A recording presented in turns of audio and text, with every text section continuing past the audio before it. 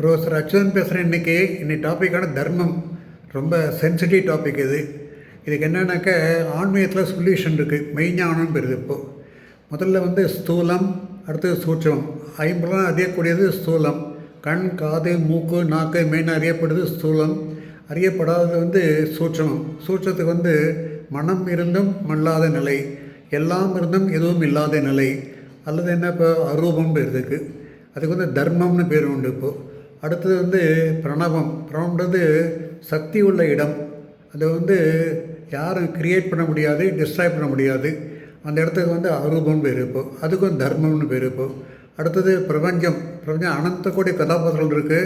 அது ரூபங்களுடைய இடம். அனந்த கோடி கதாபாத்திரங்கள், அனந்த கோடி ரூபங்கள் கிடைக்கும். அடுத்து மாயை, எது இல்லையோ அது. அதாவது மழை காலத்தில் பார்த்தாக்க நீர்க்குமிழி இருக்கும். அதாவது பாலைவனத்தில் போனாக்க காணல் நீர் இருக்கும். அடுத்து பீச் போனாக்க தொடுவானம் இருக்கும். இது மூணும் ஒரு ஸ்டாண்ட் கொடுக்குது. இது ஷார்ட்டஸ்டாக மனமாயின்னு போயிருக்கும். பதவி, பணம், ஸ்ரீ, புருஷால், கௌரவம், பப்ளிசிட்டி, காமம், குரோதம், லோபம், மோகம், மதம், ஆச்சரியம், சயனம், சபலம், சலனம், சரணம்.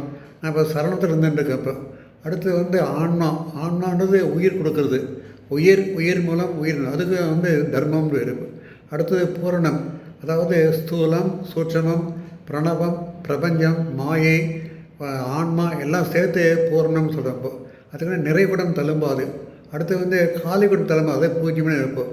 நிறைகுடம் தழும்பாது, காலிகுடம் தழும்பாது. பூர்ணமே பூஜ்யம், பூஜ்யமே பூரணம். இப்போ விஞ்ஞானத்தில் லாஸ் LAWS இருக்கிற மாதிரி விஞ்ஞானத்தில் ஸ்லோகம் இருக்குது. ஓம் பூர்ணமதः பூரணமிதம் பூரணாத் பூர்ணமுதச்யதே பூர்ணஸ்ய பூர்ணமாதாய பூர்ணமே வா வசிஷ்யதே. ஓம் சாந்தி, ஓம் சாந்தி, ஓம் சாந்தி. என்ன அர்த்தம்னாக்க பூர்ணத்தை எங்கும் தேடினேன், அதை என்னுள் நானாகவே கண்டேன். ஜீவஜட பிரபஞ்சத்தை ஞானத்தால் விளக்கியவனுக்கு பூர்ணமே எல்லாமாய் தானுமாய் தோன்றுகின்றான். ஒருவன் நம்மை அடித்தால் வேறொருவன் நம்மை அடிப்பதாக நினைப்பது தவறு. நாமே நம்மை அடித்துக்கொள்ளும் பரமசத்தியம். பூர்ணத்தை பூர்ணத்தோடு கூட்டினாலும் கழித்தாலும் பெருக்கினாலும் வகுத்தாலும் மிஞ்சுவது பூர்ணம். பூர்ணத்தை பின்னமாக்க முடியாது. கொடுப்பவன் பூர்ணம், பெறுபவன் பூர்ணம், கொடுக்கப்பட்ட வஸ்து பூர்ணம், பெறப்பட்ட வஸ்து பூர்ணம்.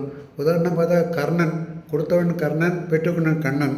இது ஸ்தூலத்தில். சூட்சமானாக்க கொடுத்தவன் கர்ணன், பெற்றுக்கொண்டன் கர்ணன், கொடுக்கப்பட்ட வஸ்து கர்ணன், பெறப்பட்ட வஸ்து கர்ணன். அதாவது no loss no gain. LOSSGAIN. இது பூர்ண ஸ்லோகம் இருக்குது. இந்த பூர்ணநிலையில் பார்த்தாக்க எல்லாம் ஒன்றாயிடும். இப்போ அந்த டாபிக் தர்மம். தர்மம்னு ஸ்தூலம் வேர்டு. அது எடை பூஜ்யம், செலவு பூஜ்யம், மதிப்பு அனந்த கோடி வராகன். ஸ்தூலத்தில் பார்த்தாக்க பூரணம். எடை பூஜ்யம், செலவு பூஜ்யம், மதிப்பு அனந்த கோடி வராகன். அதாவது தர்மம் = பூர்ணம் = எடை = செலவு பூஜ்யம் அனந்த கோடி வராகன். இதை கேட்டவருக்கு நன்றி, வணக்கம். எத்தனை பேர் கேட்டானாக்க அனந்த கோடி கதாபாத்திரங்கள், அனந்த கோடி ஆன்மாக்கள் இருக்குது. எல்லா ஆன்மாவும் என்னுடைய ஆன்மாவுடைய பிரதிபிம்பம். அதாவது அனந்த கோடி ஆன்மாக்கள்லாம் நின்று கேட்டுருக்காங்க ஸ்பீச்சை. அவங்கள நான் போர்டிங் ஆட்சியம் கொடுக்குறதில்லை. என்னன்னாக்கா இருப்போம். அதாவது தர்மம்ன்றது பூரணம், பூர்ணம்ன்றது தர்மம். இத்துடன் நன்றி ஸ்பீச்சை முடித்துக்கொள்கிறேன். நன்றி, வணக்கம்.